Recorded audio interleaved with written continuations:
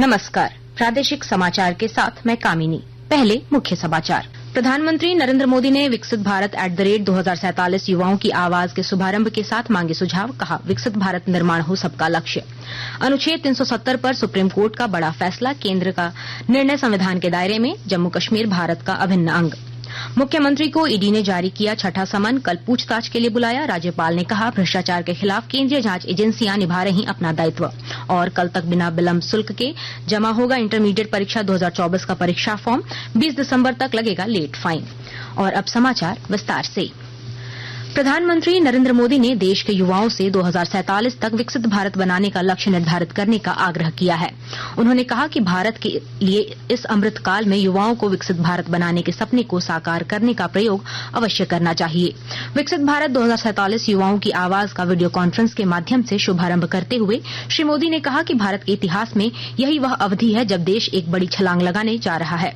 श्री मोदी ने झारखंड समेत देश भर के राजभवनों में आयोजित कार्यशालाओं में विश्वविद्यालयों के कुलपतियों, संस्थान प्रमुखों और संकाय सदस्यों को भी संबोधित किया। प्रधानमंत्री ने शिक्षाविदों से अमृतकाल की पीढ़ी तैयार करने का आग्रह किया, एक ऐसी पीढ़ी जो भविष्य में देश को नेतृत्व प्रदान कर सके। आज हर व्यक्ति, हर संस्था, हर संगठन को इस प्रण के साथ आगे बढ़ना है कि मैं जो कुछ भी करूंगा वो विकसित भारत के लिए होना चाहिए। आपके लक्ष्य, आपके संकल्पों का ध्येय एक ही होना चाहिए, विकसित भारत। एक शिक्षक के तौर पर आप ये सोचें कि ऐसा क्या करेंगे कि विकसित भारत के लक्ष्य में देश की मदद हो। एक विश्वविद्यालय के तौर पर आप ये सोचें कि ऐसा क्या करें कि भारत तेजी से विकसित बने। आप जिस क्षेत्र में हैं वहां ऐसा क्या हो, किस तरह हो कि भारत विकसित बनने के अपने मार्ग में तेजी से आगे बढ़े। श्री मोदी ने कहा कि बेहतर 10 सुझाव देने वाले युवाओं को पुरस्कृत किया जाएगा।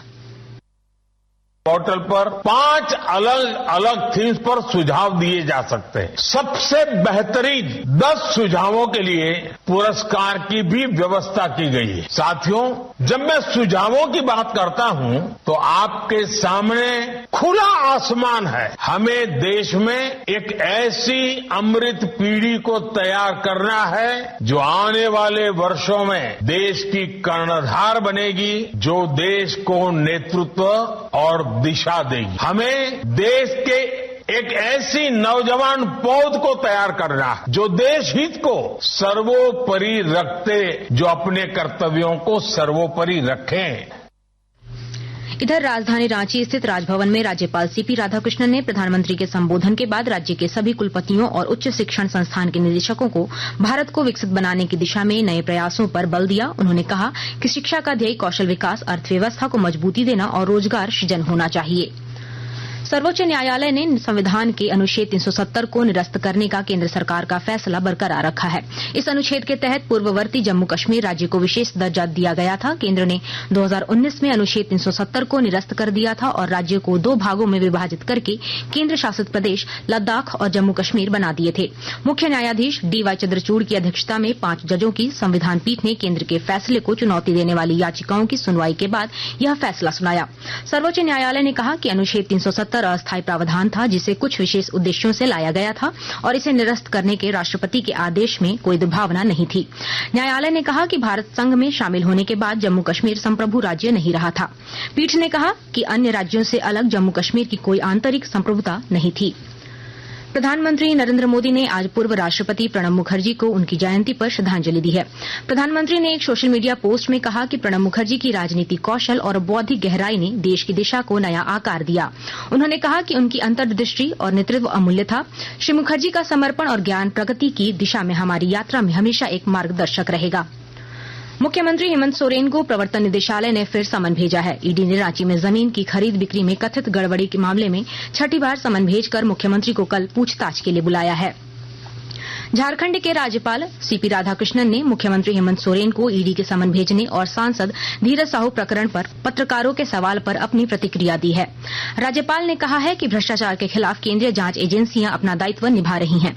उन्होंने कहा कि ईडी और आईटी किसी दल विशेष के लक्ष्यों करके कार्रवाई नहीं करती बल्कि भ्रष्टाचार के खिलाफ देश हित में काम करती है। उन्होंने कहा कि वर्तमान समय में भ्रष्टाचार के कई मामले उजागर हो रहे हैं जिस पर केंद्रीय जांच एजेंसियां कार्रवाई कर रही हैं। आकाशवाणी के ताजा तरीन समाचारों के लिए आप हमारी वेबसाइट newsonair.com पर लॉग ऑन कर सकते हैं। ताजा समाचार X handle @AIR news alert और Facebook page All India Radio news पर भी उपलब्ध है। आप प्रादेशिक समाचार एकांश के X handle @AIR news _Ranchi और फेसबुक, इंस्टाग्राम पेज तथा YouTube channel AIR news Ranchi पर भी हमारे बुलेटिन सुन सकते हैं। प्रादेशिक समाचार आप आकाशवाणी रांची से सुन रहे हैं। पिछले 2 साल से लोगों के उत्साह को देखते हुए 15 नवंबर के दिन माननीय मुख्यमंत्री श्री हेमंत सोरेन द्वारा फिर से आपकी योजना, आपकी सरकार, आपके द्वार कार्यक्रम का शुभारंभ किया गया। हम लोगों ने ये प्रयास किया है, सरकार आपके द्वार के माध्यम से सरकार की आंखें, सरकार की आवाज राज्य के अंतिम व्यक्ति तक पहुंचे और हर एक व्यक्ति को विकास के कड़ियों से हम जोड़े। इस अभियान के अंतर्गत अबुआ आवास योजना, गुरुजी स्टूडेंट क्रेडिट कार्ड जैसी योजनाओं को लेकर आवेदन लिया जाएगा।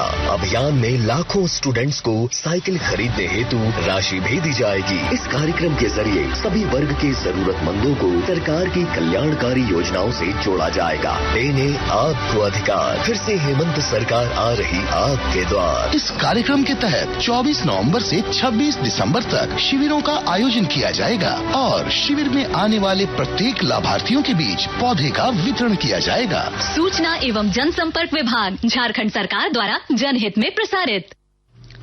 विकसित भारत संकल्प यात्रा के तहत हजारीबाग जिला के बरही प्रखंड के बरकट्ठा पंचायत में कार्यक्रम का आयोजन किया गया। इस दौरान ग्रामीणों को केंद्र सरकार की जन कल्याणकारी योजनाओं के बारे में बताया गया। लाभुकों ने भी इन योजनाओं के लाभ से जीवन में आए बदलावों को साझा किया।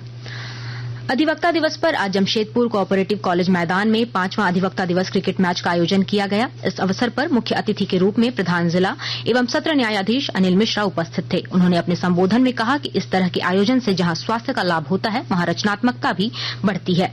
इस अवसर पर अधिवक्ताओं के 8 टीमों ने भाग लिया जिसमें जज 11 की टीम विजयी हुई। इस अवसर पर जिला बार एसोसिएशन के सदस्य और कोर्ट के कर्मचारी उपस्थित थे। प्रधानमंत्री पोषण शक्ति निर्माण योजना के तहत साहिबगंज जिले में अब सरकारी स्कूलों के बच्चों को सप्ताह में प्रत्येक बुधवार को रागी यानी मरुआ का लड्डू मध्याह्न भोजन में दिया जाएगा। विस्तृत ब्यौरा दे रहे हैं हमारे साहिबगंज संवाददाता। प्रधानमंत्री पोषण शक्ति निर्माण योजना के अब सरकारी स्कूलों के बच्चों को सप्ताह में प्रत्येक बुधवार को रागी यानी मड़ुआ का लड्डू मध्याह्न भोजन में दिया जाएगा। बुधवार को कार्य दिवस नहीं होने की स्थिति में अगले दिन रागी का लड्डू परोसा जाएगा। इसके लिए जिले को करीब 46 लाख रुपए का आवंटन मिला है, जिसे साहिबगंज जिला अंतर्गत आने वाले सभी प्रखंडों को राशि विमुक्त किया गया है। यह माननीय प्रधानमंत्री के श्री अन्न को आहार व्यवहार में बढ़ावा देने के आह्वान की ही एक कड़ी है। केंद्र सरकार के पीएम पोषण शक्ति निर्माण योजना के तहत बच्चों को रागी से बने लड्डू देने के पीछे यह उद्देश्य है कि आने वाले ठंड के मौसम में बच्चों की प्रतिरक्षा क्षमता बढ़े और वह स्वस्थ रहें। आनंद कुमार ओझा, आकाशवाणी समाचार, साहिबगंज। इंटरमीडिएट परीक्षा 2024 के परीक्षार्थी बिना विलंब शुल्क के कल तक परीक्षा फॉर्म जमा कर सकेंगे। विलंब शुल्क के साथ परीक्षा फॉर्म 13 से 20 दिसंबर तक जमा होगा। परीक्षा फॉर्म ऑनलाइन जमा किया जा रहा है। इस संबंध में जानकारी जैक की वेबसाइट से प्राप्त की जा सकती है। केंद्रीय युवा कार्य और खेल मंत्री अनुराग सिंह ठाकुर आज नई दिल्ली में खेलो इंडिया पैरा गेम्स का उद्घाटन करेंगे। यह खेल पहली बार आयोजित किए जा रहे हैं। 8 दिन के इस आयोजन में 32 राज्यों और केंद्र शासित प्रदेशों के सहित सेना खेल नियंत्रण बोर्ड के 1400 से अधिक खिलाड़ी भाग लेंगे। अंत में मुख्य समाचार एक बार फिर। प्रधानमंत्री नरेंद्र मोदी ने विकसित भारत @2047 युवाओं की आवाज के शुभारंभ के साथ मांगे सुझाव। कहा, विकसित भारत निर्माण हो सबका लक्ष्य। अनुच्छेद 370 पर सुप्रीम कोर्ट का बड़ा फैसला। केंद्र का निर्णय संविधान के दायरे में। जम्मू कश्मीर भारत का अभिन्न अंग। मुख्यमंत्री को ईडी ने जारी किया 6ठा समन। कल पूछताछ के लिए बुलाया। राज्यपाल ने कहा, भ्रष्टाचार के खिलाफ केंद्रीय जांच एजेंसियां निभा रही अपना दायित्व।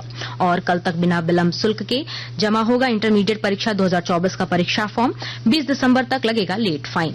इसके साथ ही आकाशवाणी रांची से प्रादेशिक समाचार का ये बुलेटिन समाप्त हुआ। नमस्कार।